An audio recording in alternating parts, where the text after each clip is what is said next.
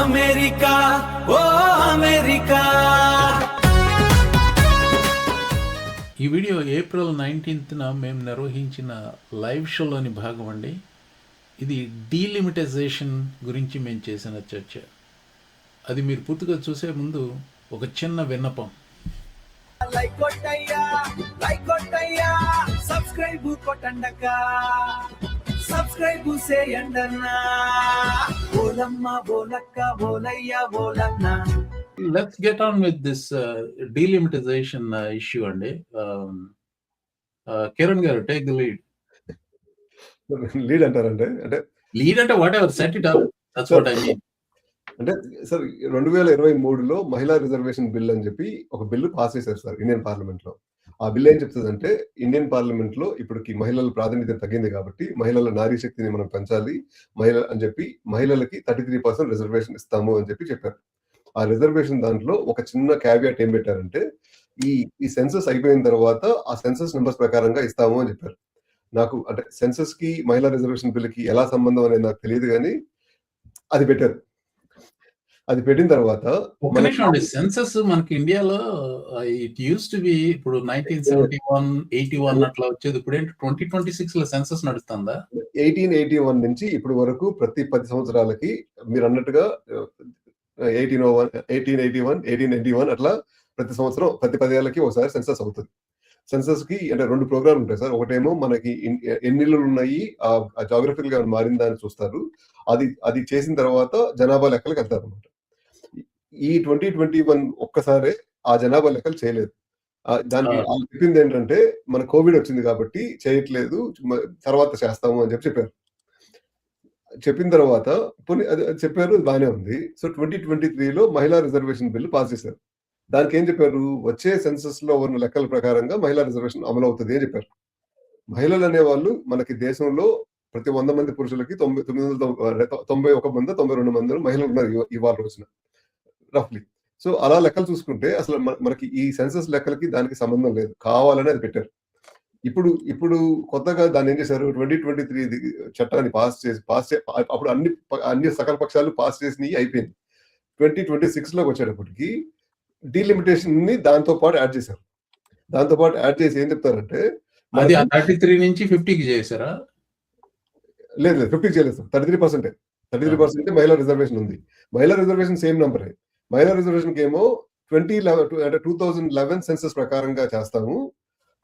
ఈ డీలిమిటేషన్ మాత్రం ఇప్పుడు చేస్తాము. డీలిమిటేషన్ ఎట్లా అంటే, అంటే 50% సీట్లు పెంచుతున్నాము. ఇంతకుముందు 540 కాస్త 50% పెరిగి 850, 830 నంబర్ అవుతుంది అని చెప్పి 50% యూనిఫామ్ గా పెంచుతామని చెప్పారు. నిన్న పార్లమెంట్ లో మళ్ళీ అమిత్ షా గారు, హోమ్ మినిస్టర్ గారు ఏం చెప్తారంటే, ప్రతి స్టేట్ అంటే సౌత్ కి నార్త్ కి అన్యాయం అవుతుంది అంటే, సౌత్ కి అన్యాయం కాకుండా ప్రతి స్టేట్ కి 50% పెంచుతాము అని చెప్పారు. సో అంటే ఈ 2 బిల్లులు కలిపి ఎత్తుకొచ్చారు. 50% it was never, it's in nowhere in writing, right? ఆ 50% అనేది బిల్లు రాయలేదు. బిల్లు రాయకుండా on the floor of the house ప్రకటించారు. అంటే కాకపోతే ఈ 50% ఇస్తారు అనే రూమర్ అనేది మాత్రం దగ్గర పోయిన 3 వారాల నుంచి న్యూస్ లో ఉంది. మన అంటే ఆంధ్రప్రదేశ్ స్టేట్ లో ఇవాళ రోజు 25 సీట్లు ఉన్నాయి, దానికి 13 సీట్లు పెరిగి 38 అవుతాయి ఈ నంబర్ ప్రకారంగా అని చెప్పి మనకి ఇన్ఫర్మేషన్ అయితే ఉంది, కానీ బిల్లో పెట్టలేదు. ఒక పాస్ చేసి 2 విషయాలు చెప్తానండి. మెడ్రాస్ నుంచి ఆంధ్రప్రదేశ్ సెపరేట్ అయినప్పుడు Madras Neyveli power Andhra Pradesh suppose to get, and then there was some stake by in return for Madras Tamil Nadu ki ivatam vallu, and then Tirupati Andhra ki ivatam. Tamil Nadu made a stake on Tirupati and we are supposed to get Neyveli power. We never got a single megawatt from Neyveli power. అలాంటి చాలా ఒప్పందాలు return ఉల్లంఘించారు Tamil Nadu. So even if this 50% is in the bill, I don't know. ఇప్పుడు ఎందుకు Andhra Telangana separate అయినప్పుడు కూడా ఆంధ్రాకి మణి చేయి చూపించారు కదా. ఆంధ్ర తెలంగాణ సెపరేట్ అయినప్పుడు అండి, రాజ్యసభలో మన అప్పుడు ఆంధ్రప్రదేశ్ నుంచి ఆంధ్రప్రదేశ్ కాదు కానీ వెంకయ్యనాయుడు గారు ఎంపీగా ఉండి వెంకయ్యనాయుడు గారు పాయింట్ రైజ్ చేశారు, ఆంధ్రప్రదేశ్ అన్యాయం అయిపోతుంది, దానికి స్పెషల్ స్టేటస్ ఇవ్వండి అని. అంటే floor of the house Manmohan Singh గారు 5 ఏళ్ళు ఇస్తానని చెప్పారు స్పెషల్ స్టేటస్. అప్పుడు అంటే అప్పుడు వెంకయ్యనాయుడు గారు అంటే 5 ఏళ్ళు సరిపోదండి. 5 ఏళ్లలో కంపెనీలు ఫార్మ్ అవ్వవు, తయారవ్వవు, ఎంప్లాయ్‌మెంట్ కూడా అవ్వదు కాబట్టి 10 ఏళ్ళు ఇవ్వండి అనంటే, మన్మోహన్ సింగ్ గారు అప్పుడు వచ్చే ప్రభుత్వం మీదే అనుకుంటున్నారు గదా! మీ ప్రభుత్వం వస్తే మీరు 10 ఏళ్ళు ఇవ్వండి. మాకేమి ఇబ్బంది లేదు అని చెప్పాడు. చెప్తే ఆ మాట ఇవాల్టి వరకు అంటే ఇప్పుడు 13 ఏళ్ళు. ఇవాల్టి వరకు ఆ మాట ఇప్పటి వరకు సెట్ అవ్వలేదు. కాబట్టి ఇప్పుడు అమిత్ షా గారు దీంట్లో చెప్పిన మాట సెట్ అవుతదని నేను అనుకోను. ఇయన్నీ వాగ్దానాలుగా మిగిలిపోతాయి. అదెందుకు సార్ ఇప్పుడు ఆంధ్రప్రదేశ్, తెలంగాణ విడిపోయినప్పుడు షెడ్యూల్ 9, షెడ్యూల్ 10 కింద కొన్ని ప్రభుత్వ రంగ సంస్థలుంటాయి. ఆ ప్రభుత్వ రంగ సంస్థలన్నీ ఎక్కువ మటుకు హైదరాబాద్‌లో ఉన్నాయి. అవి ప్రాపర్టీస్ ఉన్నాయి.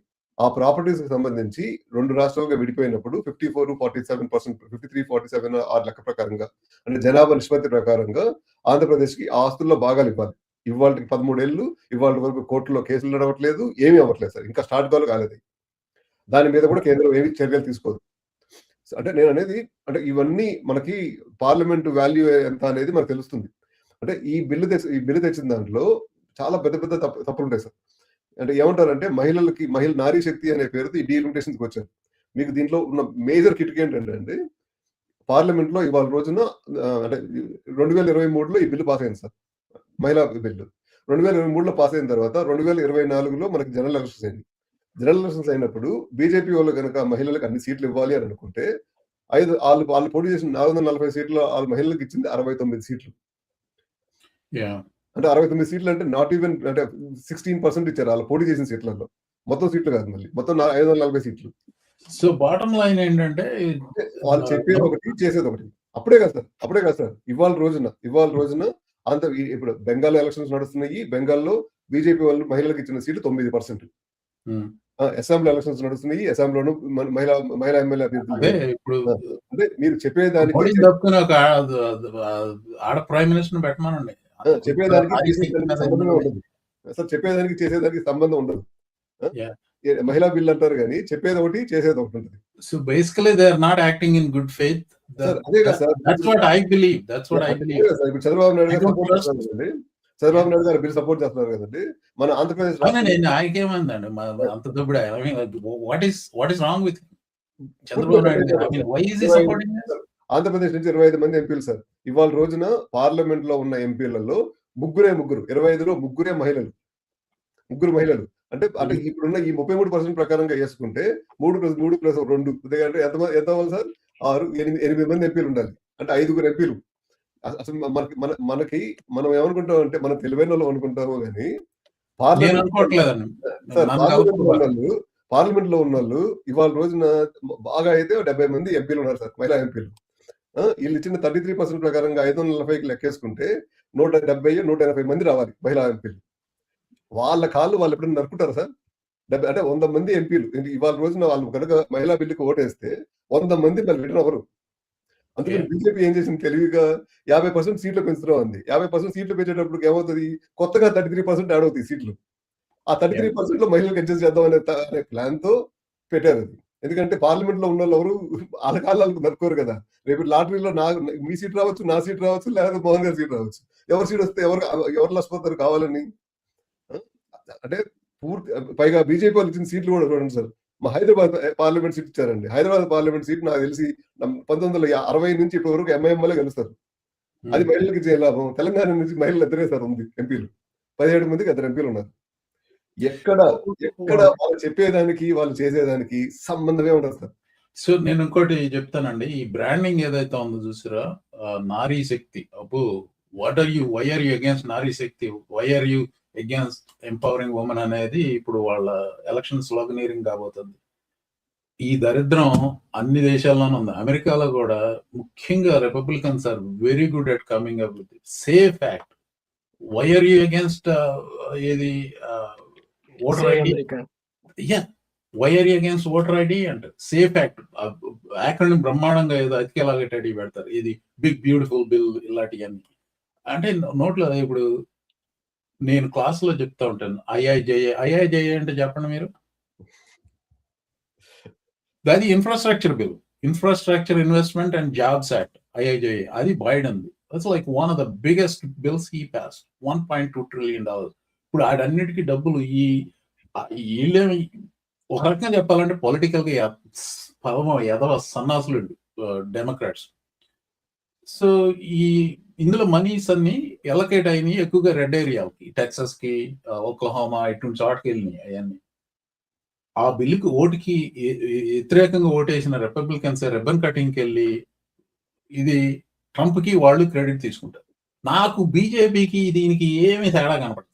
ఈ రకంగా బ్రాండింగ్ చేయటం ఒకటి, Nari Shakti. I mean because it's like 50% of the population మా ఆడవాళ్ళకి తీసేస్తావా అన్న బ్రాండింగ్. ఇప్పుడు I don't know if this is going to help BJP in the elections or not. ఏమంటున్నారు? బీజేపీకి ఎలక్షన్స్ లో హెల్ప్ కూడా కాదు సార్. అంటే ఇప్పుడు మామూలుగా మన డెమోక్రటిక్ ప్రాసెస్ లో మేజర్ ఏ బిల్ పాస్ అవ్వాలన్నా డిస్కషన్స్ అండ్ క్రెడిట్స్ అనేది ఉండాలి. ఇప్పుడు ఆంధ్రప్రదేశ్ తెలంగాణ విభజన బిల్లు అంటే 2014 ఫిబ్రవరిలో పెట్టినప్పుడు కాంగ్రెస్ కి ఫ్లోర్ ఆఫ్ ది హౌస్ లో మెజారిటీ లేదు. 270 సీట్లు లేవు. 10 సీట్లు మైకులు తీసేసి కెమెరాలు తీసేసి చేశారు కదా. అంటే కెమెరా తీసేస్తాం అనేది కరెక్టే కానీ మామూలుగా ఇప్పుడు తలుపులేసి తీశారు ఏంటంటారు కానీ అన్ని బిల్లులు తలుపులేసే వేస్తారు. అది కాదు కదా, అది కాదు గొడవ. అంటే మనం చెప్పుకోవడానికి చెప్పుకున్నాం కానీ ఆ రోజు వాళ్ళకి లేదు. వాళ్ళు ఏం చేశారంటే కాంగ్రెస్ వాళ్ళు ఆ 3 రోజుల ముందర వెంకయ్య నాయుడు గారిని, అప్పుడు అరుణ్ జైట్లీ గారు వీళ్ళందరినీ పిలిపించి పార్లమెంట్ లో మాట్లాడుకుని ఈ బిల్లు తెస్తున్నాము ఇది ఇది ఇది అని చెప్పి మాట్లాడుకుని డిస్కషన్ చేసుకుని బీజేపీ వాళ్ళు సపోర్ట్ చేసేటట్టు తెచ్చుకున్నారు. బిల్లు పార్లమెంట్ లో పాస్ అయినప్పుడు బీజేపీ సపోర్ట్ చేసింది ఆ బిల్లుకి. ఒక్క రాజ్యసభలోనే కాస్తో కూస్తో పాయింట్లు రైజ్ చేసింది. అది కూడా ఈ స్పెషల్ స్టేటస్ లాంటివి ఉత్తుత్తి మాటలు మాట్లాడింది. అంతే తప్ప వంకరబుత్తో మా వెంకయ్య నాయుడు గారు అటు ఇటు తిప్పేదో మాట్లాడాడు కానీ ఏది కాలేదు సార్. ఒకటే అంటే షెడ్యూల్ 9 లో పెట్టినవి కాలేదు, షెడ్యూల్ 10 లో పెట్టినవి కాలేదు. పైగా ఏం చెప్పారంటే ఆంధ్రప్రదేశ్ డివిజన్ అయిపోతుంది, తెలంగాణలో పవర్ ఎక్కువ కావాలి కాబట్టి ఆంధ్రప్రదేశ్ తెలంగాణకి పవర్ వస్తుంది అన్నారు. ఆ పవర్ బిల్లులు ఎవరు కడతారో చెప్పలేదు. అసలు ఆంధ్రప్రదేశ్ క్యాపిటల్ ఎక్కడో చెప్పలేదు. 13 ఏళ్ళు అయింది సార్ ఇప్పటి వరకు. మొన్న ఆంధ్రప్రదేశ్ సవరణ బిల్లు తయారు చేసి అమరావతిని క్యాపిటల్ గా మొన్న పార్లమెంట్ లో పాస్ చేశారు. అది లాస్ట్ వీక్ 1.5-2 వీక్స్ బిఫోర్. అంటే బిల్లు పెట్టి ముఖ్యమంత్రి మారితే అది కూడా మారుతుందా? మళ్ళీ మారచ్చు. ఎందుకంటే ఆ ముఖ్యమంత్రికి ఉన్న 3 సీట్లు 4 సీట్లు కేంద్రానికి అవసరం అయితే అవి కూడా మారుతాయి. అంటే ఒక విలువలు లేని రాజకీయం ఇది. అంటే నేను అనేది ఏంటంటే ఈ మహిళా రిజర్వేషన్ బిల్లు కనుక పాస్ అవ్వాలి అని అమిత్ షా గారు కోరుకుంటే ఈ చంద్రబాబు నాయుడుతోనూ నితీష్తోనూ మీటింగ్ పెట్టడు. రాహుల్ గాంధీ గారిని పిలిచి సార్ మీ దగ్గర 99 సీట్లు ఉన్నాయి, ఈ మహిళా రిజర్వేషన్ బిల్ పెడదాం అనుకుంటున్నాము, దీనివల్ల మహిళలకు మంచి జరుగుతుందని మేము నమ్ముతున్నాము, ఈ రిజర్వేషన్స్ వల్ల మీరు సపోర్ట్ చేయండి. సపోర్ట్ చేయండి అంటే మీరు ఈ పార్లమెంట్ సమావేశాలు మీరు పూర్తిగా అబ్జర్వ్ చేస్తే ప్రతిపక్ష సభ్యులందరూ ప్రతి ఒక్కరు లేచి వాళ్ళు చెప్పింది ఏంటంటే మహిళా రిజర్వేషన్ బిల్లుకి మేము వ్యతిరేకం కాదు, 33% కాదు 50% ఇవ్వండి మేము ఓట్లేస్తాం. అంటే ఈ ప్రగల్భాలే కానీ ఆ మాట్లాడి మీరు డీలిమిటేషన్ అని చెప్పి మీరు ఒక చిన్న కత్తిని అనుకుని తెచ్చుకొచ్చి మమ్మల్ని పొడవడానికి ట్రై చేస్తున్నారు. ఈ డీలిమిటేషన్ బిల్ కుదరదు అని చెప్పారు. మురళి గారు మీరు క్వైట్ గా ఉన్నారు. అంటే మురళి గారు మీరు కూడా క్వశ్చన్ అడగండి, నేను చెప్తాను. I'm completely oblivious to politics in India. Okay. I'm just learning a lot of things. అంటే చట్టాలు చేసేటప్పుడు ఒక ప్రాసెస్ అనేది ఫాలో అవ్వాలి. ఆ గుడ్ ఫెయిత్ ప్రాసెస్ అనేది ఫాలో అవ్వాలి. కానీ మీరు ఒక పాయింట్ రేజ్ చేశారు కదా సార్, ఆంధ్ర తెలంగాణ దీని గురించి. The same thing happened if you go back in history. History is repeating itself because when Hyderabad state after independence was forcibly joined with the newly formed Andhra that got separated from the Madras presidency, ఆ టైంలో కూడా ఇదే promises చేశారు that Hyderabad will be the capital and then there will be a chief minister from one state, from Andhra there will be deputy chief minister from Telangana. అది పెద్ద మనుషుల ఒప్పందం గురించి చెప్తున్నారా? అది that's not a legislative thing అండి. I mean I take issue with that. అది పెద్ద మనుషుల ఒప్పందం. ఆ పెద్ద మనుషులు ఎవరు? అందరూ ఒకే పార్టీకి సంబంధించిన వాళ్ళు, అవతల పార్టీ వాళ్ళు ఎవరు లేరు, వాళ్ళంతా కాంగ్రెస్ నా కొడుకులు. మోహన్ గారు అంటే ఇప్పుడు మీరు చెప్పింది కరెక్ట్ సార్. ఇప్పుడు అంటే సార్ చెప్పిన పెద్ద మనుషుల ఒప్పందం, పెద్ద మనుషులు ఎవరు చెప్తాను సార్. ఆంధ్రప్రదేశ్ నుంచి ముఖ్యమంత్రి, ఉప మినిస్టర్, హోమ్ మినిస్టర్ ఎవరో ఒకళ్ళు, తెలంగాణ నుంచి ముఖ్యమంత్రి, హోమ్ మినిస్టర్ సంతకం పెట్టారంటే నేను నమ్ముతాను. Telangana PCC president, Andhra PCC president సంతకం పెట్టడం సార్. పిసిసి అంటే ప్రదేశ్ కాంగ్రెస్ కమిటీ ప్రెసిడెంట్. అంత కాంగ్రెస్ అది కాంగ్రెస్ కమిటీ ప్రెసిడెంట్ వాళ్ళు పెట్టారు సార్. పెట్టిన తర్వాత ఏమైందంటే ఆ తర్వాత ఫస్ట్ మనకి తెలంగాణ వైపు నుంచి రంగారెడ్డి గారు అవ్వాలి, డిప్యూటీ సీఎం అవ్వాలి. రంగారెడ్డి గారి దగ్గర ఆ రోజున 7 పోర్ట్ఫోలియో ఉన్నాయి, 6 పోర్ట్ఫోలియో ఉన్నాయి, 6 మినిస్ట్రీలకి మినిస్టర్ ఆయన. ఆయన్ని మీరు డిప్యూటీ సీఎం ఇవ్వాలి కదా తెలంగాణకి అని అంటే ఆయన చెప్పింది ఏంటంటే 6,000 ఉపయోగం ఏంటి అని అడిగాడు. నాకున్న మినిస్ట్రీలను నాకు ఇచ్చారు కదా, 6,000 వల్ల ఉపయోగం ఏంటి అని అడిగారు. అంటే చరిత్రలో మనం అంటే ఇప్పుడు అంటే నాకు ఆపోజిట్ గా వాదించే వాళ్ళు ఉండొచ్చు, కానీ ఇవన్నీ నిజాలే సార్, చరిత్ర అంతా నిజాలే. దీనికి పైగా నెహ్రూ గారు చేసిన అతి పెద్ద తప్పు ఏంటంటే, నిజామాబాద్ లో ఏదో పబ్లిక్ మీటింగ్స్ లో, ఏదో ప్రైవేట్ ఇంటరాక్షన్స్ లో బోలీ బాలి లడ్కీకో అని చెప్పి, అంటే ఏదో అమాయకమైన అమ్మాయిని ఆంధ్ర తెలివైన అబ్బాయికి పెళ్లి చేసాము, వాళ్ళు ఎప్పుడైనా విడిపోవచ్చు అని చెప్పాడంట. అంటే ఇది మనకి, అంటే ఆంధ్రాలో ముతక సామెతలు చెప్పుకోవాలంటే, పోయి ఆ పెళ్లి కూతురు మనం పిలుచుకురండి అన్నట్టు ఉంది. ఒక పెద్ద మనిషి అది అట్లాగా సార్ మాట్లాడేది. నెహ్రూ నేను అట్లా మాట్లాడానని అనుకోను. ఒకే ఒక పత్రికలో ఆ వార్త వచ్చింది, ఒకే ఒక పత్రికలో. అప్పటి నుంచి ఇప్పుడు వరకు సార్ మనం డైవర్ట్ అంటే ఇప్పుడు అంటే ఈ 50% సీట్స్ వల్ల సౌత్ కి కొత్తగా నష్టం వస్తుందని నేను అనుకోను సార్. అంటే అంటే ఇప్పుడు మురళి గారు, మోహన్ గారు అనుకుంటారు కానీ 135 సీట్లు కాస్త 195 సీట్లు అవుతాయండి, 65 సీట్లు పెరుగుతాయి. ఆంధ్ర తెలంగాణలో మనకి ఆడ్ నెంబర్ ఉంది కాబట్టి మనకు ఒక సీట్ ఎక్స్ట్రా వస్తుంది.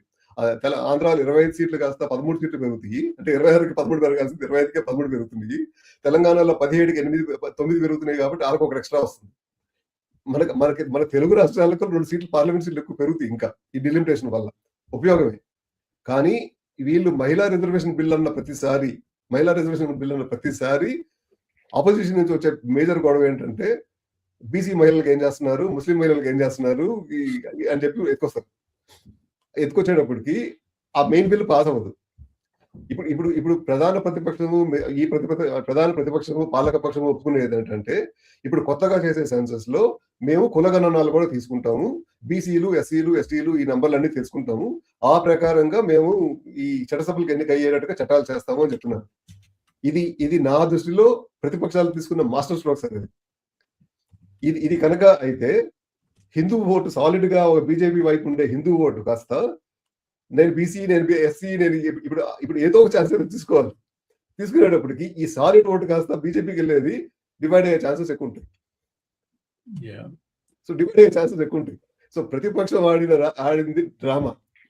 అది కూడా ప్రతిపక్షం ఆడింది డ్రామానే, పాలకపక్షం ఆడింది డ్రామానే. పైగా ఈ దరిద్రం చేసింది చూడండి, 4 రాష్ట్రాల్లో ఎలక్షన్స్ జరుగుతున్న మధ్యలో ఈ బిల్లు పెడతారా, దానికి మళ్ళీ ప్రత్యేకంగా పిలిచి, పోనీ దానికి నువ్వు మానసికంగా స్పెషల్ సెషన్ కదా, స్పెషల్ సెషన్ పోనీ దానికి నువ్వు మానసికంగా ప్రిపేర్ అయ్యి ఇది పాస్ చేద్దాం అనుకున్నావా, అది లేదు.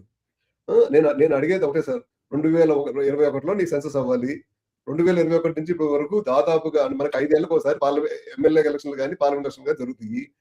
ఇప్పుడు కొన్ని రాష్ట్రాల్లో 2వ ఎలక్షన్ జరుగుతుంది 2021 తర్వాత. ఎలక్షన్లు జరుపుకోవచ్చు, ఎస్ఐఆర్లు జరుపుకోవచ్చు, అన్ని జరుపుకోవచ్చు, నువ్వు సెన్సస్ ఎందుకు చేసుకోలేదు?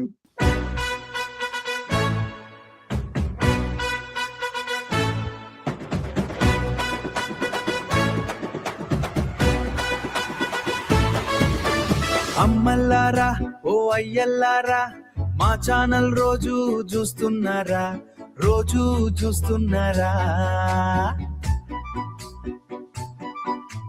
అయినా కూడా లైక్ కొట్టక కూకున్నారా,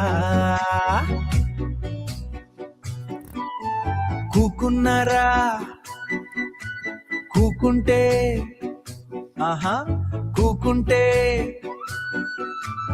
ఏమిటలా ఎందుకలా చేస్తున్నారు? ప్లీజ్ కృపయా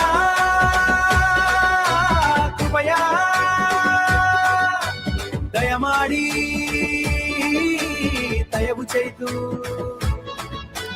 దయచేసి లైక్ నొక్కండమ్మా, లైక్ కొట్టయ్యా,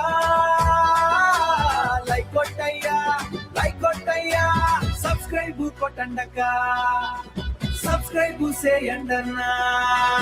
ఓలమ్మ ఓలక్క ఓలయ్య ఓలన్న,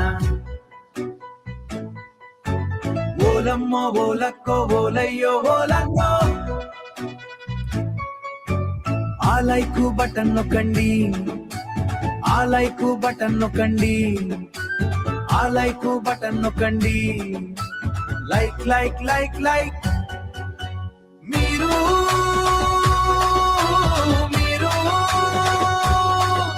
ఆ సబ్స్క్రైబ్ పై క్లిక్ కండి, సబ్స్క్రైబ్ పై క్లిక్ కండి, సబ్స్క్రైబ్.